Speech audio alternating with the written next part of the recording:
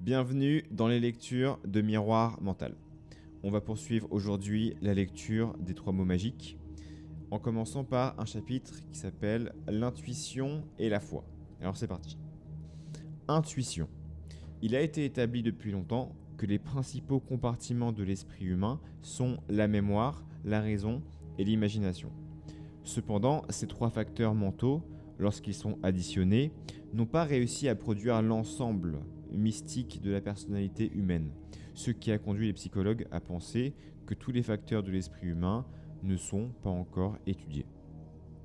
Depuis quelque temps, un autre facteur a fait l'objet d'un examen approfondi en laboratoire, le facteur de l'intuition, la capacité d'un certain nombre d'individus à connaître la réponse correcte à un problème sans en avoir les parties. On a découvert que toutes les personnes ne sont pas aussi douées, ou plutôt que toutes les personnes ne sont pas intuitivement éveillées, mais que cet éveil existe. La raison et la mémoire ont fait fi de toute mesure. L'intuition est donc un compartiment de l'esprit humain. La foi. Pourtant, un 5e compartiment de l'esprit humain commence seulement à être largement reconnu, même si les philosophes de l'Antiquité l'ont proclamé il y a longtemps comme étant le plus important de tous. Il s'agit du compartiment de la foi. Voyez comme ces citations sont courantes. La foi peut déplacer des montagnes. Comme vous croyez, il vous sera fait ainsi. Pensez grand et faites grand. Et pourtant, bien que ces révélations écrites soient aussi vieilles que l'histoire enregistrée, le monde a allègrement suivi son chemin en les ignorant. Combien d'entre elles ont été mises sur le compte de la coïncidence ? Il y avait ce voisin qui frottait un chiffon sur la verrue de votre doigt, enterrait le chiffon et vous informait que lorsque le chiffon pourrirait, la verrue disparaîtrait. Vous l'avez cru et la verrue a disparu. Une coïncidence, dit votre esprit d'adulte, car votre éducation vous dit qu'il est impossible qu'un chiffon pourri puisse affecter l'existence d'une verrue. Avec une telle conclusion, vous regardez dans la mauvaise direction, car ce n'est pas ce chiffon, mais la foi qui a fait disparaître la verrue. Considérons la vie de Jésus. Il ne fait aucun doute que cet homme éclairé prêchait au monde l'ampleur de sa découverte de la foi. Par la révélation, l'intuition, l'illumination, l'accord avec l'infini, Jésus a connu, comme personne avant ou après, le pouvoir illimité de la foi. Car c'est par elle qu'il a accompli ses miracles de guérison et de compréhension spirituelle. De tels miracles, tels qu'ils sont décrits dans la Bible, se produisent chaque jour dans votre vie moderne. Un patient souffrant d'un cancer de la gorge a été informé de l'existence d'un nouvel appareil à rayon X qui le guérirait. Cet homme ne savait ni lire ni écrire et n'était pas non plus informé des instruments ou des procédures de la pratique médicale. Lorsqu'il s'est assis pour la première fois dans le cabinet du médecin et qu'il a reçu dans sa bouche un thermomètre avec lequel le médecin cherchait à prendre sa température, il a cru qu'il était en train de subir le traitement radiologique. Le médecin, attentif aux pratiques de la psychologie, s'en est aperçu et après avoir laissé le thermomètre dans la bouche du patient pendant 10 minutes, l'a excusé et lui a dit de revenir dans 2 jours. 3 semaines de traitement avec un thermomètre ont guéri la maladie cancéreuse de ce patient. De toute évidence, ce n'est pas le thermomètre qui a fait le travail, c'était la foi. Créateur. Voici donc l'esprit humain tel que nous le trouvons aujourd'hui. Les principaux compartiments conscients sont la mémoire, la raison et l'imagination. La mémoire consciente est la capacité de se rappeler le passé, tandis que la mémoire subconsciente est parfaite et contient les prompteurs qui ont été placés comme des refus de douleur du conscient.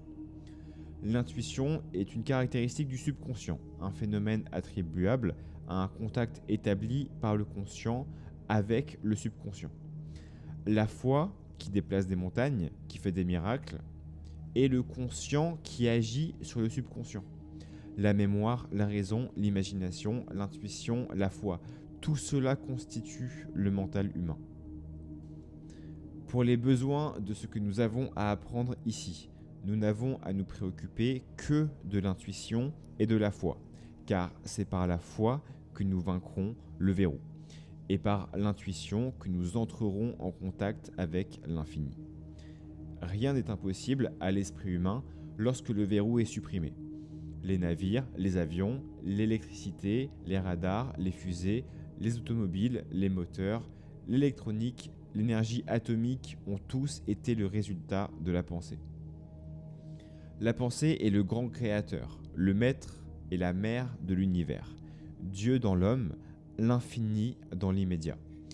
Il n'y a pas de fin au pouvoir individuel par l'utilisation correcte de la pensée. Pensée plus foi égale créateur. Mais avant de pouvoir vraiment utiliser ou comprendre ce grand créateur, nous devons d'abord comprendre le verrou qui nous empêche de l'utiliser correctement. Voyage vers Dieu. L'homme est un pur esprit, par essence une partie de Dieu, en réalité une manifestation de l'infini. En tant que tel, l'homme est parfait mais temporel. Son existence terrestre est l'affaire d'un instant. Sa forme est toujours changeante. Dans cette forme terrestre, son esprit est soumis à un sentiment d'isolement et de responsabilité personnelle, ce qui provoque dans sa vie matérielle quotidienne des émotions d'insécurité, d'isolement et de frustration.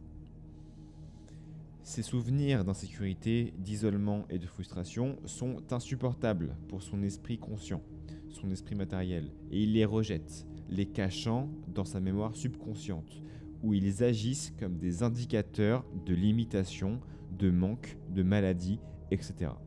Ces prompteurs subconscients agissent comme un barrage à la porte de l'infini, empêchant l'homme d'entrer pleinement en contact avec le pouvoir du grand mental universel dans lequel il vit, se déplace et a son être.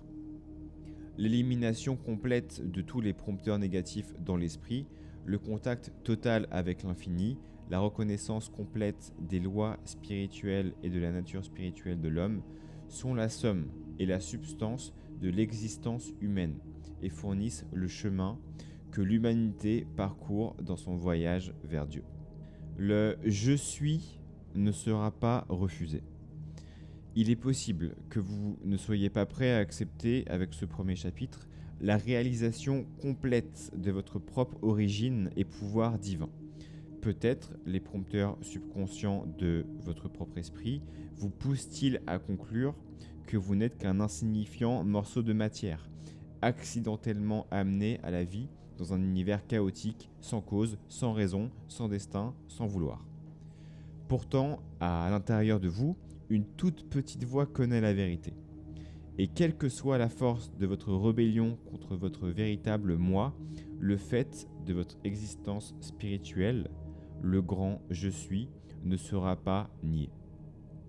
N'ayez donc pas peur de vous perdre. Si dans ce premier chapitre, il y a des déclarations faites et des conclusions tirées avec lesquelles vous ne pouvez pas entrer en accord complet, c'est seulement parce que vous êtes maintenant en contact avec ces vérités cachées qui ne peuvent être apprises sans lutte. Cela vous attend. Ces chapitres ne sont pas de simples exposés, ce sont des démonstrations. Il vous sera donné des choses à faire, des expériences à mener, des preuves à réaliser qui vous convaincront sans l'ombre d'un doute qu'il existe une puissance bien plus grande que vous et que vous pouvez utiliser pour rendre votre vie heureuse et épanouie. La compréhension de ce pouvoir permettra d'élargir votre vie à des horizons nouveaux et passionnants et vous embarquera dans la plus grande aventure qu'il soit possible de connaître. Le résultat de la connaissance de soi. Prenez par exemple votre corps.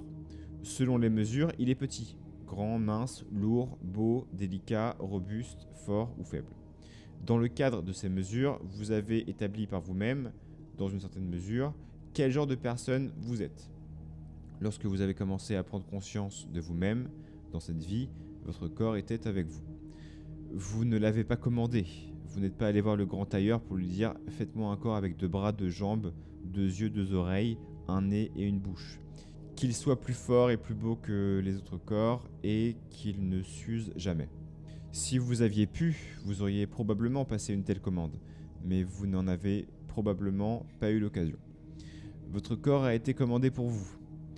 Tu l'as possédé à l'état d'enfant et tu as grandi en lui, alors même qu'il grandissait autour de toi. L'esprit s'est habillé d'une robe de chair.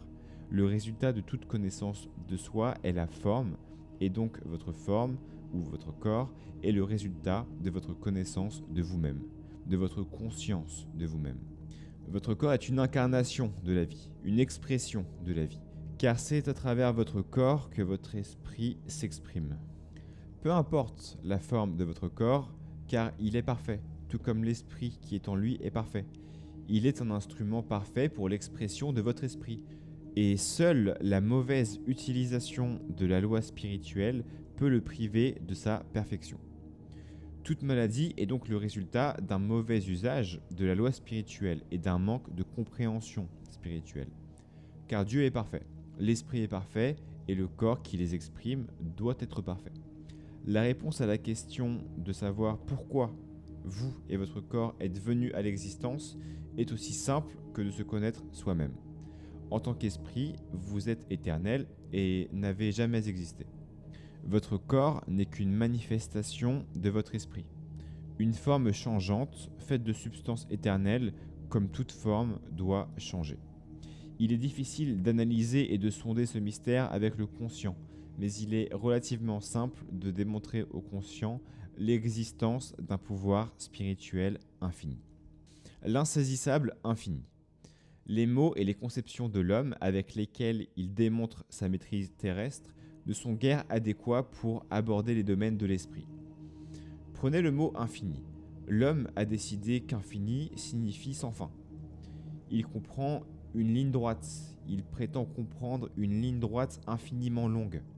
Pourtant, si vous preniez deux lignes croisées infiniment longues et que vous essayez de les décroiser, vous constateriez qu'à mesure que vous les éloignez l'une de l'autre, le point où elles se sont croisées s'éloigne de plus en plus de vous. Mais comme les lignes ne se terminent jamais, on ne peut jamais les décroiser. Vous pourriez, au moment où vous les saisissez, les tenir parallèlement l'une à l'autre et elles ne pourraient pas se décroiser, même s'il s'agissait de lignes droites. Il est évident que le conscient, dans ses mesures et ses chiffres, n'est guère capable de traiter l'infini. Prenons encore la conception que l'homme a du temps, une question de révolution de la Terre sur son axe et de sa trajectoire autour du Soleil. Une question de secondes, de minutes, d'heures, de jours, de mois, d'années et de siècles. Le temps, pourrait-on dire, est une conception aussi fixe qu'il puisse l'être, une mesure invariable. Pourtant, dans l'expérience humaine, il a été établi depuis longtemps qu'une seconde peut être aussi longue qu'une minute, qu'une heure aussi longue qu'un jour. Einstein, dans sa théorie de la relativité, a exprimé dans le langage de la science la variabilité du temps. Essentiellement, il a montré que la vitesse de la lumière est, dans la conception de l'homme, infiniment rapide. Car à la vitesse de la lumière, une masse serait infiniment grande, et le temps s'arrêterait. Sur la base de cette théorie, on a calculé qu'un vaisseau spatial, se déplaçant à une très grande vitesse, pourrait faire le tour de l'univers en une période de temps qui représenterait 30 ans pour les occupants d'un tel vaisseau. Pourtant, pour les habitants de la Terre, le vaisseau spatial aurait voyagé pendant plus de 10 millions d'années. Pourtant, malgré les insuffisances conceptuelles, la science a prouvé que chaque loi physique de l'univers a une loi spirituelle correspondante. La science nous a montré que la matière et l'énergie ne font qu'un, que même les matériaux les plus lourds et les plus solides ne sont qu'une collection de molécules en mouvement libre qui se heurtent les unes aux autres et se déplaçant à des vitesses incroyables. Nous ne sommes certainement pas à une époque où l'on peut penser que tout ce qui peut se rapprocher de l'espace, du temps et de la forme est impossible pour l'esprit humain.